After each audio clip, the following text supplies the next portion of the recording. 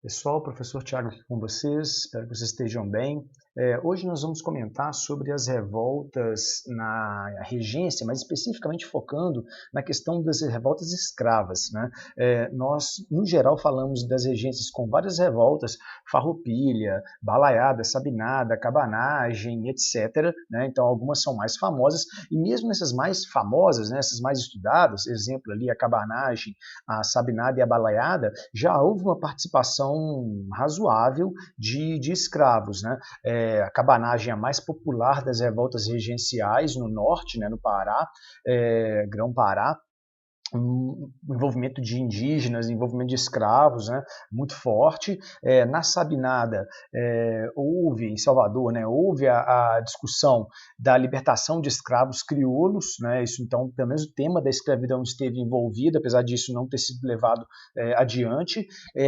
Na Balaiada, um dos líderes, né, foi o Cosme Bento das Chagas, um escravo, né, que foi uma das principais lideranças do movimento, um movimento de caráter mais popular também, a Balaiada. Essas são muito famosas, né? E fazem parte daquelas revoltas clássicas que se estuda quando vai se estudar período regencial. Incluiria aí a Farroupilha, mas eu não coloquei a Farroupilha porque ela é uma revolta mais elitizada, então não está dentro do nosso tema aqui, que é a questão escrava. Porém, revoltas propriamente escravas mesmo, a gente tem algumas importantes. A revolta de Carrancas, em Minas Gerais, Malês, em Salvador, na Bahia, e Manuel do Congo, no Rio de Janeiro, né, em Vassouras, no Rio de Janeiro, que são revoltas propriamente escravas. Então é o nosso foco aqui nesse vídeo, ok? Bom, vamos começar falando ali na ordem cronológica, falando de Carrancas. É a revolta que vai acontecer em Minas Gerais, comarca do Rio das Mortes, está ali no sul de Minas Gerais, está vendo? Perto de Lavras, vai ver o município de Lavras ali bem no centro ali, ó. A revolta de Carrancas foi em São Tomé das Letras, que ficava próximo de Lavras.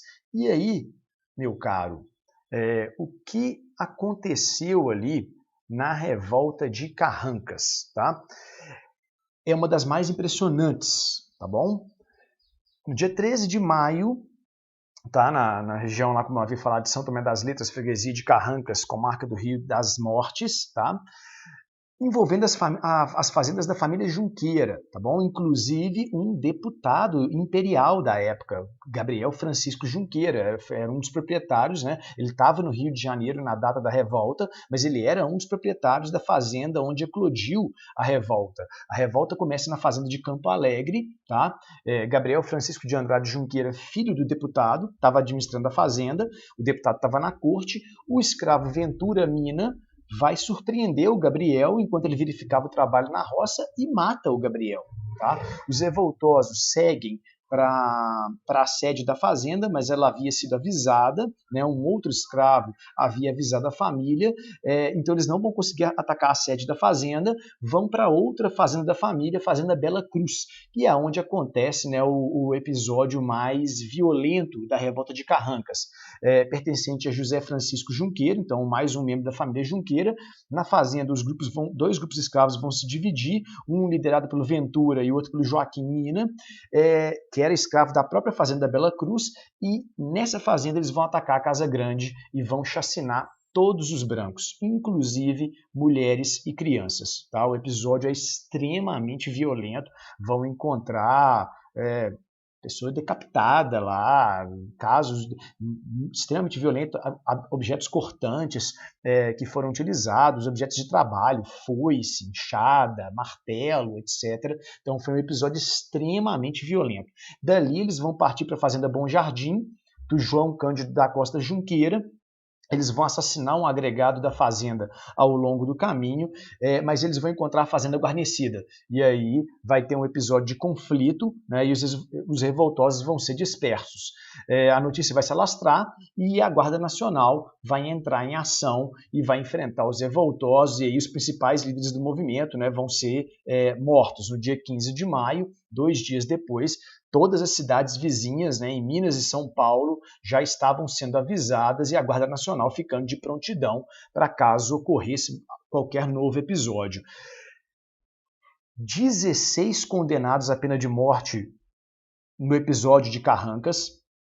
É uma das maiores condenações em massa de escravos a pena capital, tá? Somente um dos escravos que foi condenado à morte, o tal de Antônio Rezende, teve a pena comutada. Ele foi carrasco na execução dos demais, então ele acabou, né, tendo a sua pena perdoada. E na investigação vão ser descobertas várias informações interessantes. A revolta ela era tramada há um bom tempo pelo Ventura Mina. O Ventura Mina era um escravo muito respeitado e querido, pelo que se verifica nos autos, o que pode evidenciar algum tipo de herança de hierarquia social vinda da África. Ele provavelmente pode ter sido alguma liderança já na África. Ele é um escravo de origem africana, né? Ele veio da África, ele não era nascido no Brasil, né? E eles pretendiam assassinar todos os brancos da freguesia e se apossarem das terras.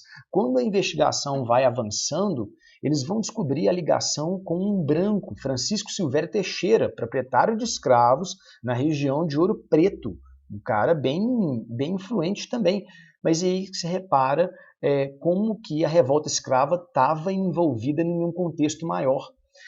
Nesse ano, no dia 22 de março, aconteceu a Revolta do Ano da Fumaça, em Ouro Preto, que é uma revolta caramuru. Está no início da regência, né, os caramurus, os antigos portugueses, né, restauradores, fizeram uma revolta e o Francisco Silvério vai estimular a revolta dos escravos em Carrancas para dificultar a mobilização da Guarda Nacional contra a revolta caramuru. Então você repara que naquele contexto, né, mais agitado das regências, a população negra, né, os escravos ali, no caso da revolta de Carrancas, eles estavam dentro de um contexto maior de disputa política e optaram por fazer a revolta se aproveitando, né, de um conflito entre a própria elite mineira. Isso é extremamente interessante nessa revolta. E tem um episódio muito interessante narrado na investigação. Uma depoente, a Maria Joaquina, do Espírito Santo, uma parda agregada da Fazenda Bom Jardim, ela vai falar que o Antônio Benguela, um dos participantes do levante, gritava, né, falava enquanto estava iniciando a revolta. Ele pulava no seu terreiro e batia nos peitos dizendo para ela e seu companheiro: vocês não costumam falar dos caramurus, nós somos os caramurus, vamos arrasar tudo. Então você repara ali a interligação, né, entre uma identidade política da elite portuguesa, né, caramuru, com os escravos. Né? Então, o levante está dentro de um contexto maior aí de oposição entre as próprias elites do período da regência. Uma outra revolta escrava extremamente importante, a revolta dos malês. Tá? Malê é a designação dada aos escravos de origem muçulmana, de língua iorubá, na Bahia. Tá? Então, a revolta dos malês ela teve muita importância da utilização da língua árabe na comunicação e na organização da revolta. Foram 600 escravos e libertos que participaram, todos africanos. Pra vocês terem noção do que isso significaria, seria como se tivesse uma revolta em Salvador hoje com 25 mil pessoas nas ruas, dando porrada e tentando tomar o controle da cidade. Salvador é uma cidade com uma demografia muito africanizada na época, né? E até hoje, né? 40% da população de Salvador era população escrava, 78% afrodescendente e da população escrava, 63% de africanos. Ou seja, primeira geração, o cara tinha chegado da África, né? Ele não era crioulo, né? Que é o escravo nascido no Brasil, né? Nascido na América. Então é aquele cara que foi diretamente importado e tinha chegado ali na cidade. Né? 7% da população de Salvador era composta por africanos livres. O cara que veio da África como escravo e conseguiu ganhar a sua alforria, né? Enquanto estava aqui, em média 9 anos, né? Para a conquista de uma alforria. Ok? Em Salvador, naquele contexto, boa parte dos escravos vem do Golfo de Benin, que é uma região da África Ocidental, né, onde se tem a origem dos Gegés, Uçás, Nagôs, uma região que estava passando por um processo de desintegração do reino de Oiô, que sofria com a expansão muçulmana na região. Então é uma região de muito conflito. Então são escravos que já vêm com uma tradição, né, de resistência armada e de conflito muito grande. Isso explica, né, essa agitação dos malês dentro daquele contexto. Tá bom? Só para a gente ter uma noção, né, a região da África né, onde predominava a origem dos escravos em Salvador, é essa aqui, ó, tá? Região do Golfo de Benin, aqui está a Costa da Mina, Golfo de Benin, Baía de Biafra, ok? Então, as principais rotas de comércio, né? Essa rota da mina aí, ó, que levou muitos escravos para Salvador naquele contexto, tá bom? Para ficar mais claro aí para vocês, a maior parte do tráfico ali da região de origem dos sudaneses ali, escravos de origem sudanesa, né? Sai ali da Baía de Benin, vai para Salvador. Já a população de origem banta, né, os escravos Congo e Angola, né, tendem a ir para a região de Recife, Rio de Janeiro. Tá? Então são origens diferentes. Isso é muito importante. Né? Não, você não tem a mesma origem para todos os escravos na América, né, no Brasil. Então isso vai criar certas peculiaridades, né, na relação desses escravos aqui na América, ok? Os revoltosos foram denunciados, no caso da Revolta dos Malês, antes de eclodir a revolta, então eles perderam o efeito surpresa, tá? A revolta vai afetar quase que a cidade inteira, chegaram a atacar a Câmara Municipal, a imensa maioria dos participantes eram negros de ganho, tá bom? Remadores, domésticos, pedreiros, sapateiros, alfaiates, etc. Então, o escravo de ganho, ele é muito importante porque ele tem uma mobilidade maior, né? Então, ele consegue ter uma rede de comunicação maior, uma maior circulação no ambiente urbano, tá? O interessante é que não se tem muitos documentos, né, sobre o ponto de vista dos revoltosos, mas ao que parece eles queriam fazer, né, uma nação africana controlada pelos malês na Bahia, provável eliminação da população branca e parda. Tá? Nas investigações, por exemplo, né, aquele é a fala de um escravo. Né? Perguntaram para ele sobre um livro que encontrou e ele falou: o livro continha rezas da sua terra e papéis de várias doutrinas cuja linguagem e essência ele sabia antes de vir para a sua terra. Ele está falando do Islã, tá? Era provavelmente um Corão. Então, o aspecto religioso também foi bastante importante. Né?